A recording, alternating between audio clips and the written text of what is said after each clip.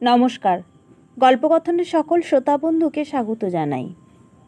বন্ধুরা কেমন আছেন? আশা করি ভালো আছেন। আজ আমি আপনাদের পড়ে শোনাব সমরেশ মজুমদারের লেখা গল্প পিতা পুত্র উপাখ্যান। ডুডু আর সতীশ রায় মুখের ওপর বলে দিলেন, দূর মশাই, খাঁটি সোনার গয়না হয় না, তার সঙ্গে ভেজাল মেশাতে হয়, তবেই সেটার চেহারা খোলে। তেমনই মেয়ে মানুষের স্বভাবে যদি একটু নষ্টামের ঝোঁক না থাকে, তাহলে তাকে আলুনি ছাড়া আর কিছুই ভাবতে পারবো না। কি বলো হে? কথা হচ্ছিল সতীশ রায়ের বাগানের বেঞ্চিতে বসে। পাশে বয়ে যাচ্ছে ডুডুয়া নদী, পিছনে সতীশ রায়ের দোতলা বাড়ি, সামনে বাগানের শেষে কিছুটা হাঁটতেই ন্যাশনাল হাইওয়ে। যারা শুনছিলেন তাদের দুজন সতীশের স্তাবক, তৃতীয়জন একজন নামকরা ঘটক। স্তাবকরা মাথা নেড়ে বলল, তা ঠিক। ঘটক যজ্ঞেশ্বর মুখুজ্জে হাত কচলালেন। আগে কোন বাপ বলবে যে তার মেয়ের স্বভাবে একটু নষ্টামি করার ঝোঁক আছে? বাপ না বলুক, মা বলবে, আত্মীয় স্বজন পাড়া প্রতিবেশীরা বলবে, আর কেউ যদি না বলে, মেয়ের দিকে তাকালেই আপনি বুঝতে পারবেন। তা যদি না পারেন তাহলে আপনি কিসের ঘটক? মুখ বন্ধ করলেন সতীশ রায়। যজ্ঞেশ্বর বিনীত গলায় বললেন, এরকম পাত্রীর কথা আজ পর্যন্ত কেউ আমাকে বলেনি। আপনি কেন এমন পাত্রীকে পুত্রবধূ করতে চাইছেন? হাত তুলে থামিয়ে দিলেন সতীশ রায়। আমার ছেলেকে দেখেছেন? শান্তশিষ্ট, দেখলেই বোঝা যায় এক ফোঁটা ব্যক্তিত্ব নেই। তার বউ যদি ঘোমটা মাথায় গুড়ের বস্তা হয়ে বসে থাকে, লজ্জায় নেতিয়ে থাকে সর্বক্ষণ, তাহলে ছেলেটা কখনো মানুষ হবে? আমি চলে গেলে 5 ভূতে লুটেপুটে খাবে সব।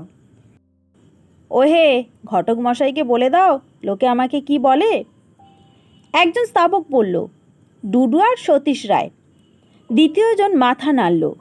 সতীশ রায় ছাড়া এই ডুডুয়া গ্রামকে ভাবা যায় না। যজ্ঞেশ্বর উঠে দাঁড়ালেন। দেখি চেষ্টা করে। তা বলে এমন কোনো সম্বন্ধ আনবেন না যার বংশের কোনো পরিচয় নেই।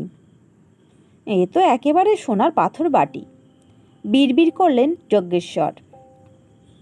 কত উঁচু বংশে ভদ্র পণ্ডিত বাবার সন্তান লম্পট যদি হতে পারে, তবে সেরকম পরিবারের মেয়ের একটু নষ্টামি করার ঝোঁক থাকবে না কেন?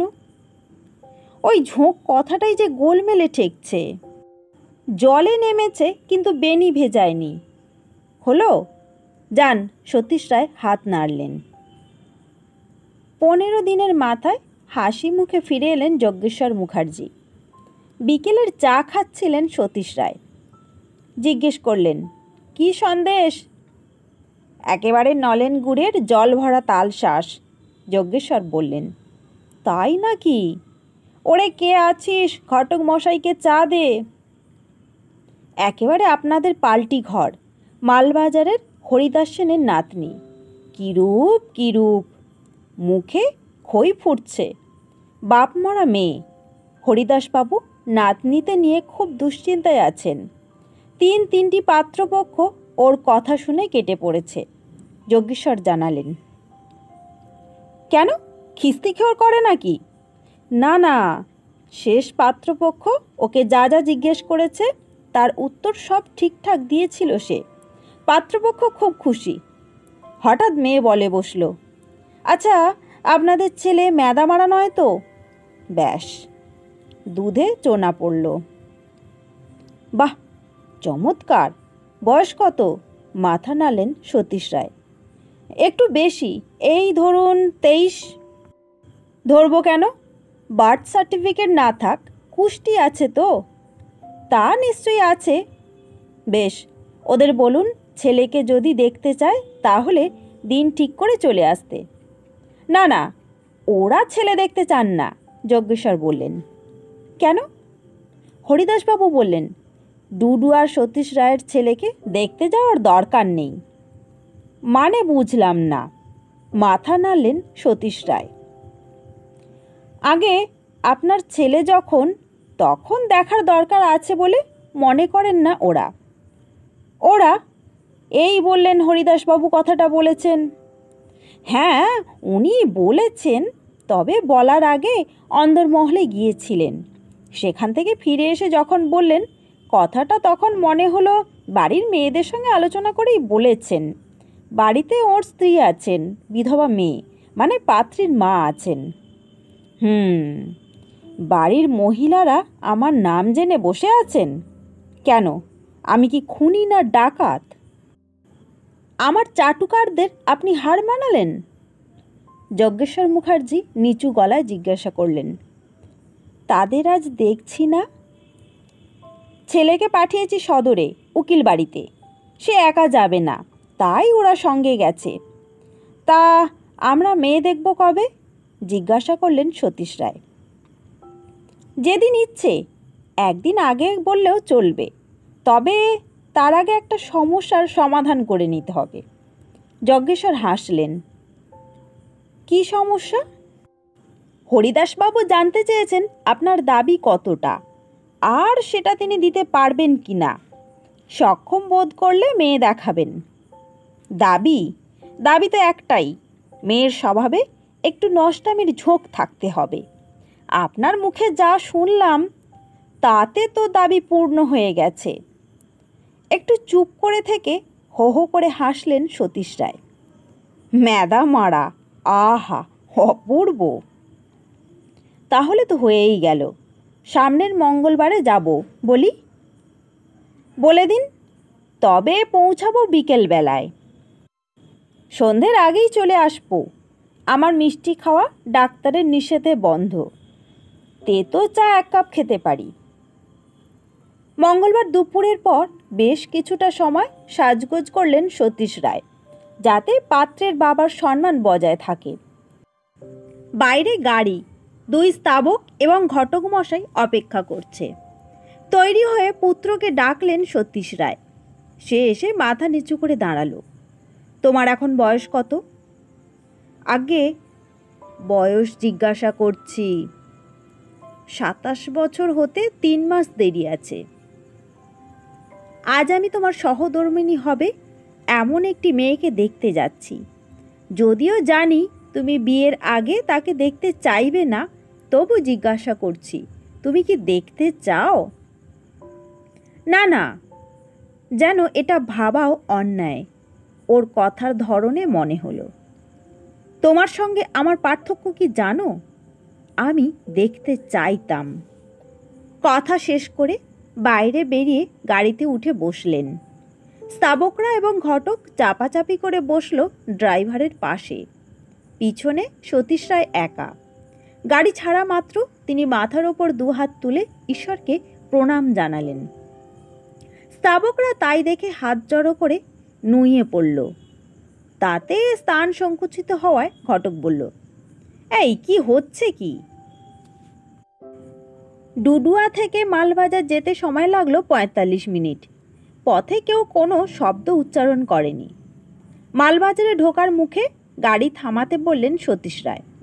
পকেট থেকে 100 টাকার নোট বের করে একজন স্তাবককে দিলেন। হরিময়রার দোকান থেকে আমার নাম করে রাজভোগ নিয়ে এসো। মাটির হাঁড়িতে করে আনবে। ঘটক বলল, আমি ভাবছিলাম। কি ভাবছিলে? সতীশ রায় জিজ্ঞাসা করলেন। একেবারে খালি হাতে যাবেন মেয়ে দেখতে? তুমি এখন কি ভাবছ? আমি আর কি বলবো, এই জন্যেই লোকে আপনার সুখ্যাতি করে। যজ্ঞেশ্বর মুখার্জি বিনয়ে নুয়ে পড়ল। হরিদাস সেনের বয়স হয়েছে। 1.5 বিঘে জমির ওপর বাগানওয়ালা বাড়ি। আপ্যায়ন করে বসিয়ে জিজ্ঞাসা করলেন, কি দেব বলুন? চা, কফি বা ঠান্ডা কিছু? আপনি আমার পিতৃতুল্য, দয়া করে আপনি বলবেন না। না, এখন নয়। সব কথা শেষ হলে 1 কাপ চিনি এবং দুধ ছাড়া লিকার চা পেলেই খুশি হব। বেশ, আমার এই নাতনি মেয়ের পক্ষে। জামাই মারা গিয়েছিল দুর্ঘটনায়। 3 বছর বয়স থেকেই ও আমার কাছে আছে। এখানকার স্কুলে পড়েছে। পড়াশোনায় তেমন ভালো নয় বলে উচ্চ মাধ্যমিকের পর আর পড়ায়নি। তবে গৃহকার্যে অতীব নিপুণা। মাথা নাড়লেন সতীশ রায়। কিছুটা দূরে বসা যজ্ঞেশ্বর মুখার্জি বললেন, সেনমশাই, এবার নাতনিকে যদি আসতে বলেন। হরিদাসবাবু উঠে ভেতরে চলে গেলেন। ফিরে এলেন যাকে নিয়ে, সে ডানা কাটা সুন্দরী নয়, কিন্তু খুবই সুশ্রী। পাত্রপক্ষ দেখতে এসেছে বলে তাকে সাজানো হয়েছে। গলায় পাউডারের দাগ, চুল বেশ সময় নিয়ে বাঁধা, তাতে তাকে একটু আড়ষ্ট লাগছে। হরিদাস সেন বললেন, প্রণাম করো ওকে। মেয়েটি দাঁড়িয়ে দেখছিল।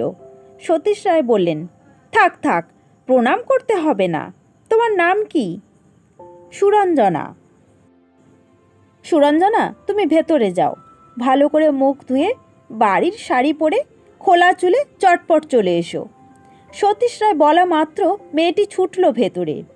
হরিদাস সেন বললেন, ওর গায়ের রং কিন্তু ধুলেও একই রকম দেখাবে। আমি সেই সন্দেহে ধুয়ে আসতে বলিনি। ও সেজেগুজে সহজ হতে পারেনি বলেই বললাম। মেয়ের বাবার নাম কি ছিল? জগন্নাথ বর্মন। শিলিগুড়িতে চাকরি করত। যাকগে, আপনার ডুডুয়াতে আমার এক ভাইপোর বাড়ি ছিল। সেসব বিক্রি করে সে কোচবিহার চলে গেছে। মধুর কথা বলছেন? মধুসূদন সেন? বাহ, মধুকে আপনি চেনেন? চিনব না? ওর জমি বাড়ি তো আমিই বিক্রি করিয়ে দিয়েছি। আমি কখনো যাইনি, কিন্তু আমার স্ত্রী এবং কন্যা ওর বাড়িতে মাসখানেক ছিল। তা সে অনেক দিন আগের কথা। কথাটা শুনে ভাঁজ পড়ল সতীশ রায়ের কপালে, কিন্তু তিনি মুখ খোলার আগেই সুরঞ্জনা ফিরে এলো। এখন তাকে খুব স্বাভাবিক দেখাচ্ছে। সতীশ রায় বললেন, বাহ, বসো। রান্নায় কষে ঝাল দিতে পারবে? ঠিক করে হেসে ফেলল সুরঞ্জনা। কেন পারবো না? তুমি কি পড়েছ, কি পারো তা তোমার দাদু বলেছেন। আমি তোমাকে অন্য প্রশ্ন করছি, তার আগে বলো, আমি কেন এসেছি? আমি কেমন তাই দেখতে। ভেতর থেকে স্ত্রী কণ্ঠ ভেসে এলো, পা দোলাবি না। পা স্থির হলো।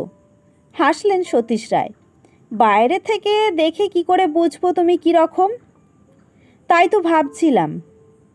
বাহ, আচ্ছা, তুমি গালাগালি করতে জানো? ও মা, কে না জানে। বেশ, তুমি কি কি গালাগাল জানো? সুরঞ্জনা তার দাদুর দিকে তাকালো। বৃদ্ধ অস্বস্তিতে পড়েছেন দেখে যজ্ঞেশ্বর মুখার্জি বলল, আসুন সেনমশাই, আমরা বাইরে গিয়ে বসি। হরিদাস সেন যেন রক্ষা পেলেন। ওরা বেরিয়ে গেলে সুরঞ্জনা জিজ্ঞাসা করল, সত্যি বলবো?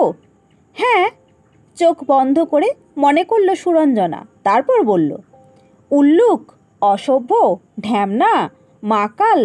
আমি তো মেয়ে, তাই শালা বলি না। ভেতরের দরজায় শব্দ হলো। ঠিক কথা, আর একটা শব্দ, ম্যাদামারা বলো না? সতীশ রায় তাকালেন। হ্যাঁ, মাঝে মাঝে। আমি কে জানো? ডুডুয়ার সতীশ রায়। এটা তোমাকে কে বলেছেন? তোমার দাদু? না, মা। মা যখন ছোট ছিল তখন দিদার সঙ্গে এক মামার বাড়িতে গিয়েছিল ডুডুয়ায়, তখন আপনাকে দেখেছিল। এবার মনে পড়ে গেল। তোমার মায়ের নাম কি শিউলি? ও মা, আপনার মনে আছে? হুম। তিনি কি একবার এখানে আসতে পারবেন? মা, চেঁচিয়ে উঠল মেয়ে, তোমাকে উনি ডাকছেন। চিৎকার শুনে হরিদাস সেন আর যজ্ঞেশ্বর ঘরে ঢুকলেন। তারপর মাথায় ঘোমটা দেওয়া সাদা শাড়ি পরা যে মহিলা ভেতরের ঘর থেকে বেরিয়ে এলেন, তার ফাঁক থেকে চিবুক দেখা যাচ্ছে। সতীশ রায় উঠে দাঁড়ালেন, জোড়হাত করে বললেন, আপনার মেয়েকে আমার পুত্রবধূ করে নিয়ে যেতে চাই, সম্মতি দেবেন? আপনি তো মাকে তুমি বলতেন। মা বলেছে। আহ, কথা না বলে পারো না? সব কথা সবার মনে থাকে না, চাপা স্বরে বললেন মহিলা। আপনার বাড়িতে ও গেলে এই প্রথম মনে হবে ভগবান আছেন। বাড়ি ফিরতে সন্ধে পেরিয়ে গেল। যজ্ঞেশ্বর বললেন, এত রাত্রে বাস পাবো না। সতীশ রায়ের মন তখন ফুরফুরে। বললেন, রাতটা এখানেই থেকে যান, আপনার জন্যেই এই অভাব পূর্ণ হলো। চিন্তা করবেন না, ঘটক বিদায় ভালোভাবেই হবে। তা কি আর আমি জানি না? যজ্ঞেশ্বর উৎফুল্ল। স্তাবক দুজন ব্যস্ত হয়ে পড়ল। সন্ধ্যের পর 3 পাত্র খাওয়া সতীশ রায়ের অভ্যেস। স্ত্রী বিয়োগের পর থেকেই এটা আরম্ভ হয়েছিল। তখন থেকে প্রতি সন্ধ্যের সঙ্গী এরা। তবে 2 রকম বোতল থাকে। সতীশ রায়ের জন্য দামি বোতল, ওদের জন্য সস্তার। তাতে কিছু মনে করেন না ওরা। যজ্ঞেশ্বর পান করেন না। চা খেতে খেতে বললেন, মেয়েটিকে কেমন লাগলো? আপনি কি মাকাল, ঢ্যামনা না মাদামারা?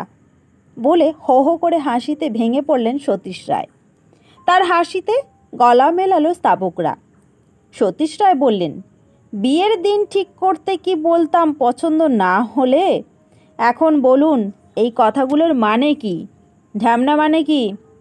বদমাশ লোক, কিন্তু ঢং করে থাকে, যজ্ঞেশ্বর বলল। মাকাল? ওপরটা সুন্দর, ভেতরটা নয়। ম্যাদামারা? ঠিক বলতে পারবো না। দেখতে চান? এই ছোটবাবুকে পাঠিয়ে দে।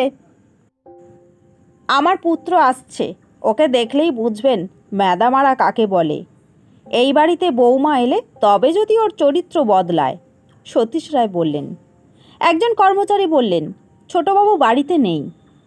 নেই? এত রাত্রে তো সে বাইরে থাকার ছেলে নয়। খুঁজে দেখ। যজ্ঞেশ্বর বললেন, মেয়ে দেখতে গেছেন, শুনে বোধহয় মনে আনন্দ হয়েছে। সেটা আর 5টা ছেলের হতে পারে, ওর হওয়ার কথা নয়। ম্যাদামারা। আধ ঘন্টা পরে চিৎকার শোনা গেল, এই ছেড়ে দাও, নইলে মেরে ফেলবো। আমাকে চেনো না তোমরা? শালা ফাটিয়ে দেব সবাইকে। সতীশ রায় বললেন, কে? কার এত সাহস? যজ্ঞেশ্বর মাথা নাড়লেন। জড়ানো গলা, মাল খেয়ে চেঁচাচ্ছে। ততক্ষণে কর্মচারীরা ধরে নিয়ে এসেছে এই ঘরের দরজায় যাকে তাকে দেখে সতীশ রায়ের চক্ষু স্থির। তুমি? পুত্র বলল, ইয়েস, বাংলা খেয়েছি। যজ্ঞেশ্বর জিজ্ঞাসা করলেন, স্বভাবের বাইরের কাজ করলে কেন বাবা? আমি দেবদাস হব, টলছিল পুত্র। দেবদাস? যজ্ঞেশ্বর হতভম্ব। আই লাভ স্বপ্না, স্বপ্নাকে বিয়ে করতে পারিনি, আমি দেবদাস হব। জুতিয়ে তোমার মুখ ছিঁড়ে দেবো হারামজাদা, তলায় তলায় এত! আমাকে ভুল বুঝিয়েছ ঢ্যামনা। কে স্বপ্না? কোথায় থাকে? চিৎকার করলেন সতীশ রায়। একজন স্তাবক বললে, পোস্টমাস্টারের মেয়ে, গত মাসে বিয়ে হয়ে গেছে। হো হো করে হেসে উঠলেন সতীশ রায়।